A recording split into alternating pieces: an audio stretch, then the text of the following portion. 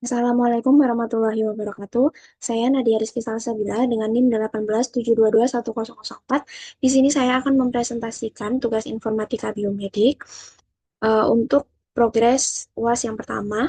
Di sini saya menggunakan paper acuan dengan judul SPOSDS atau yang merupakan singkatan dari Smart Polycystic Ovary Syndrome Diagnostic System using Machine Learning. Untuk daftar isinya sendiri terbagi menjadi 4, yaitu pendahuluan, dasar teori, metodologi penelitian, dan juga dataset. Pendahuluan yang pertama yaitu latar belakang dari paper. Polycystic Ovary Syndrome atau PCOS merupakan gangguan hormonal kompleks yang mempengaruhi 5-10% perempuan usia produktif dan sering sulit didiagnosis karena variasi gejala seperti ketidakteraturan menstruasi, peningkatan hormon androgen, obesitas, dan folikel menyerupai kista kecil pada ovarium. Diagnosis PCOS umumnya membutuhkan pemeriksaan klinis yang beragam, contohnya yaitu pemeriksaan menggunakan ultrasonografi atau USG, sehingga prosesnya dapat memakan waktu dan rawan keterlambatan yang dapat memperburuk kondisi pasien nantinya. Dengan meningkatnya kebutuhan akan metode diagnosis yang lebih cepat dan akurat, pendekatan berbasis kecerdasan buatan mulai banyak digunakan untuk menganalisis data klinis yang kompleks. Paper ini dilatar belakangi oleh tantangan tingginya dimensi fitur klinis PCOS yang dan perlunya sistem yang mampu melakukan identifikasi otomatis menggunakan mesin learning. Hingga pada akhirnya dikembangkanlah SPOSDS yang mengevaluasi berbagai algoritma untuk menghasilkan model diagnosis PCOS yang optimal. Untuk rumusan masalahnya ada dua. Yang pertama, bagaimana performa algoritma machine learning dalam mendeteksi PCOS berdasarkan data klinis. Yang kedua, yaitu bagaimana mengidentifikasi fitur-fitur klinis yang paling relevan untuk mendukung proses diagnosis PCOS. Kemudian ada dua tujuan penelitian yang menjawab rumusan masalah. Yang pertama yaitu mengevaluasi dan membandingkan berbagai algoritma machine learning seperti SVM, Decision Tree, Logistic Regression, Gradient Boosting, Cat Boost, dan Random Forest untuk menemukan model yang paling akurat dalam mendiagnosis PCOS. Yang kedua, menentukan dan memilih fitur-fitur signifikan dalam dataset PCOS menggunakan analisis korelasi atau percent correlation sehingga dapat mengurangi dimensi data tanpa menghilangkan informasi penting di dalamnya. Kemudian manfaatnya terbagi dua, yaitu untuk manfaat akademik dan manfaat untuk medis. Jadi yang pertama, manfaat akademik yaitu memberikan kontribusi penting bagi pengembangan ilmu pengetahuan di bidang kecerdasan buatan dan data medis dengan menghadirkan metode pemilihan fitur berbasis person correlation serta evaluasi komprehensif berbagai algoritma machine learning untuk diagnosis PCOS. Kemudian untuk manfaat secara medis, yaitu untuk meningkatkan akurasi dan efisiensi diagnosis PCOS melalui sistem pendukung keputusan yang cepat berbasis data klinis. Model yang dihasilkan dapat membantu tenaga kesehatan untuk men-screening dini dan mengurangi risiko keterlambatan diagnosis sehingga pasien dapat memperoleh penanganan lebih cepat dan mencegah komplikasi untuk jangka panjang.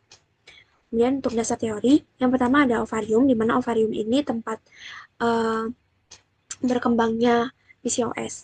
Jadi, ovarium adalah organ reproduksi perempuan yang sangat penting untuk menghasilkan ovum atau sel telur serta mengeluarkan hormon-hormon seperti estrogen, progesteron, dan androgen yang berfungsi mengatur siklus menstruasi pada perempuan.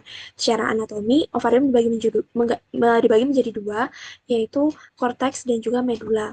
Kemudian, yang selanjutnya, polycystic ovary syndrome adalah gangguan hormonal yang terjadi pada perempuan usia produktif yang disebabkan oleh ketidakseimbangan hormon androgen, estrogen, dan progesteron, serta resistensi insulin yang mengganggu proses ovulasi.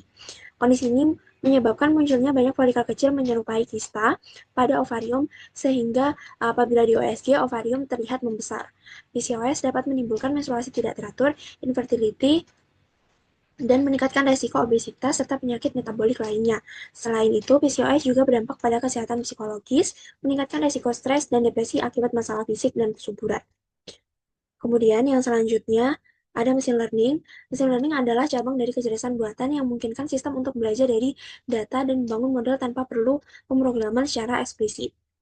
Di sini, machine learning banyak digunakan untuk prediksi, diagnosis, dan klasifikasi.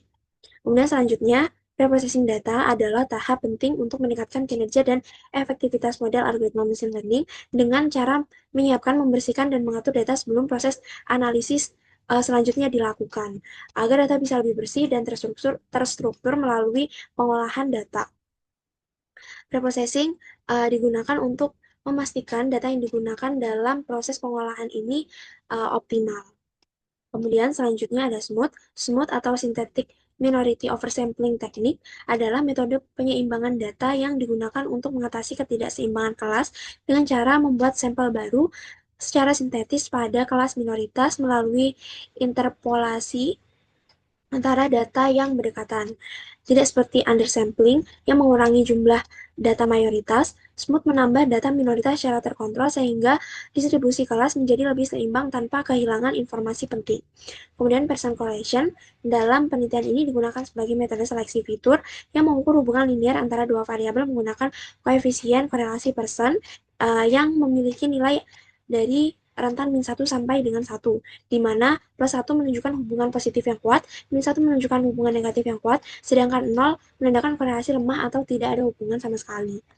Kemudian hiperparameter tuning adalah proses penyesuaian parameter eksternal pada model mesin learning untuk memperoleh kinerja terbaik, di mana parameter tersebut tidak dipelajari secara otomatis oleh model, melainkan harus ditemukan sebelum pelatihan dimulai. Kemudian metode evaluasi dalam machine learning digunakan untuk menilai kinerja model dengan mengukur seberapa baik performa model dalam prediksi hasil.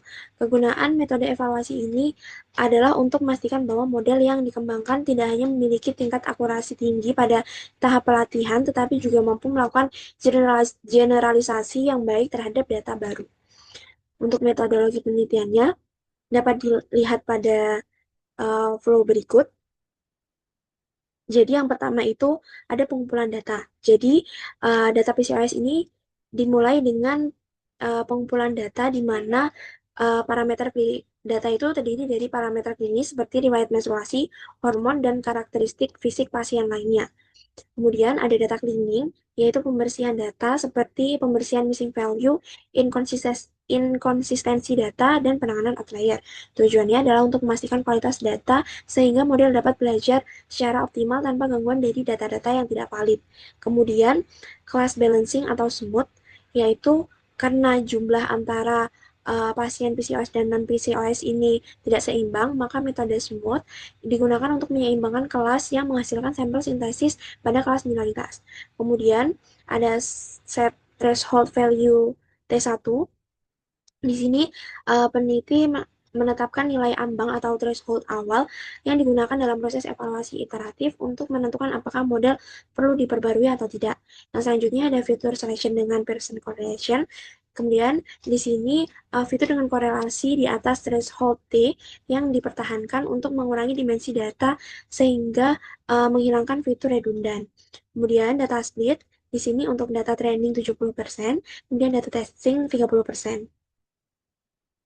Kemudian selanjutnya di sini ada training model. Di sini data dilatih dengan berbagai model yaitu linear SVM, RBF SVM, Logistic Regression, Decision Tree, Random Forest, AdaBoost, XGBoost, Gradient Boosting, CatBoost, KNN, Linear Discriminant Analysis, dan Quadratic Discriminant Analysis.